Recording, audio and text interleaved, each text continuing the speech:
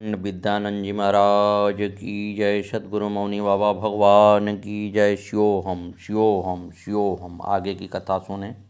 पदम सिंह बाबा मौनी बाबा की कीर्ति सुनकर सर्वप्रथम घुघरावली गुरु पूर्णिमा 1983 के अवसर पर उनके दर्शन को आए। प्रसाद बंट रहा था और इनके मन में आई कि यदि कहीं से एक कागज़ मिल जाता तो यह भी प्रसाद ले लेते। बहुत भीड़ थी और प्रसाद के लिए ये उस भीड़ में काफ़ी देर तक घुस न पाए। तब इन्होंने सोचा कि चलो वापस चलते हैं। ये अपने साथियों के साथ वापस जाने के लिए अपने ट्रैक्टर पर जा बैठे। मौनी बाबा अंदर के कमरे में बैठे थे, जिससे कि बाहर कुछ भी दिखाई नहीं देता था। परंतु ज्यों ही ये चलने को हुए, अंदर से एक आदमी आया और बोला, चलो मौनी बाबा बुला रहे हैं, प्रसाद लेकर जाओ। तब ये लोग ट्रैक्टर से उतर कर आए और वहाँ पहुँचे जहाँ प्रसाद बंट रहा था। अभी खड़े ही थे कि एक बड़ा सा कागज़ ऊपर से इनके ऊपर गिरा। इन्होंने सोचा कहाँ से आया कागज़। ऊपर देखा तो छत पर भी कोई न था। मौनी बाबा की यह अद्भुत कृपा देखकर इनका विश्वास बाबा पर दृढ़ हो गया और ये सदैव के लिए उनके भक्त हो गए। उस गुरु पूर्णिमा के बाद से ही ये मौनी बाबा के पास आने जाने लगे। इनका गुरु जी के प्रति स्नेह दिन दूना रात चौगुना बढ़ता जा रहा था और यह उनके करीब होना चाहते थे। इन्होंने 4 पार्टनरों के साथ एक दूध की डेयरी शुरू की थी और एक नई गाड़ी ली थी। सभी पार्टनर पहल गाड़ी लेकर गंगा जी नहाना जाना चाहते थे। ये अपने साथियों से बोले कि गुरु जी भी जाएंगे तभी हम गंगा नहाने जाएंगे। पार्टनर बोले, तुम ही उनके भक्त हो, जाओ लिवा लाओ। उन दिनों मौनी बाबा बैलैट गांव में रह रहे थे। ये वहीं पहुँचे परंतु बाबा न मिले। जब ये वापस आ रहे थे तो जटपुरा पर मौनी बाबा अचानक एक गली से निकले। उनके साथ गज्जी पंडित जी थे। इन्होंने गाड़ी फौरन रोकी और उतरकर उनके चरण छुए। निवेदन किया, बाबा नई गाड़ी ली है, गंगा जी नहवा लाओ। मौनी बाबा बोले, अरे जाड़े में कौन नहाई नहाने,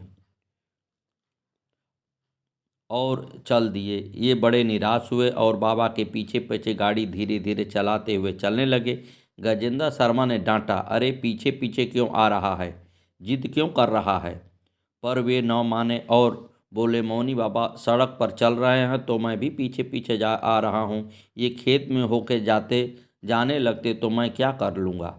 थोड़ी देर में मौनी बाबा ट्रक में आकर बैठ गए और चल दिए। वे रास्ते में चितसौन पर उतर गए और अगले दिन गंगा नहलवाने का वादा कर गए। पदम सिंह जब घर आए तो देखा कि पत्नी को बहुत तेज बुखार चढ़ाया था। वह कहने लगे कि मुझे गोली ला दो, उसे खाकर खाना बना दूंगी। इन्होंने सबके लिए पूड़ियाँ बनाकर डलिया में रख ली और मौनी बाबा का टिफिन पैक कर दिया। सुबह जब ये मौनी बाबा को लेने बैलौट पहुँचे तो देखा कि वे बरामदे में बैठे थे और साथ में 20-30 लोग गंगा स्नान के लिए तैयार बैठे थे। पूरा ट्रक भर गया। सबको लेकर वे सलेमपुर पहुँचे। वहाँ भी लोग चलने को तैयार खड़े थे। मौनी बाबा बोले, एक ट्रक और कर ले। इस प्रकार 2 ट्रक भर के लोग बाबा के संग चले। इनकी पत्नी को चिंता हुई कि खाना तो पूरा न पड़ेगा।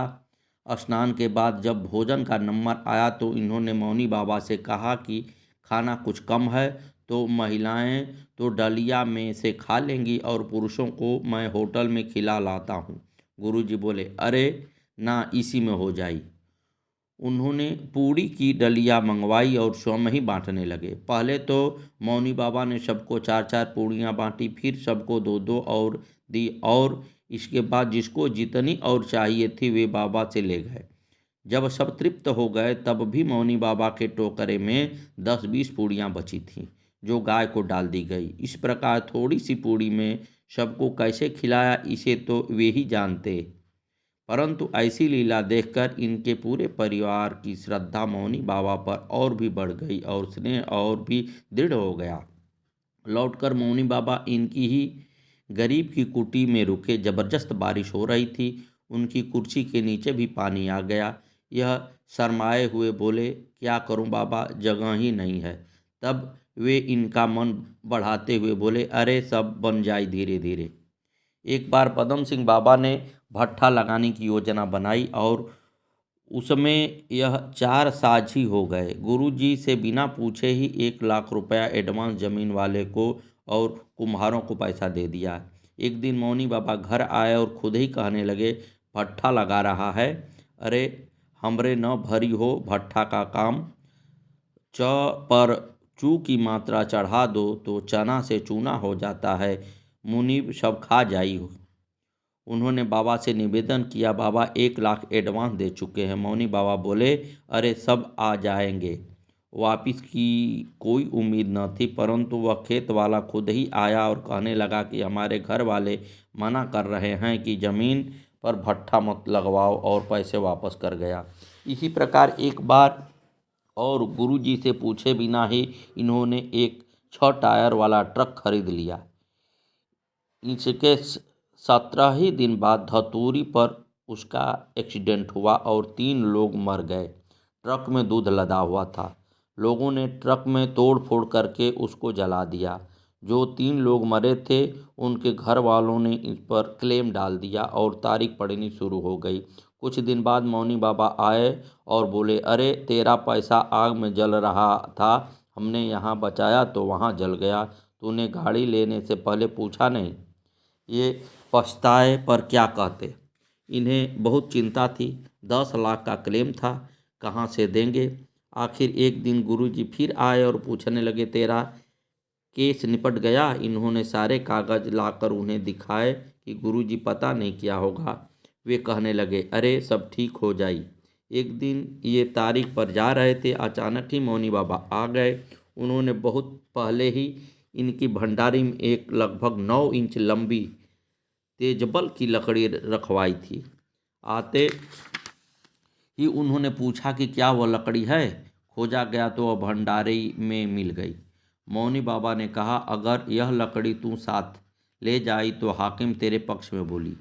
ये सब लकड़ी अपनी रोटियों के बीच रख कर कोर्ट में ले गए। उस दिन मजिस्ट्रेट दूसरे वकील को डांटने लगे कि आपने क्लेम कर दिया, गाड़ी का कोई कागज भी है आपके पास। डांट लगाकर उसने कागज जमा करने के लिए तारीख लगा दी। दूसरी पार्टी का वकील इनसे मिला और गाड़ी के कागज मांगने लगा। इन्होंने कागज देने से इनकार कर दिया। तब उसने कहा कि आपके ऊपर से क्लेम केस वापस लूँगा और बीमा कंपनी से केस लड़ूंगा। इन्होंने उससे कोर्ट में लिख कर देने को कहा और उसे कोर्ट में एफिडेविट लगा दिया कि हमें गाड़ी के मालिक से कोई पैसा नहीं चाहिए। इस तरह मौनी बाबा की दया से ये क्लेम देने से छूट गए।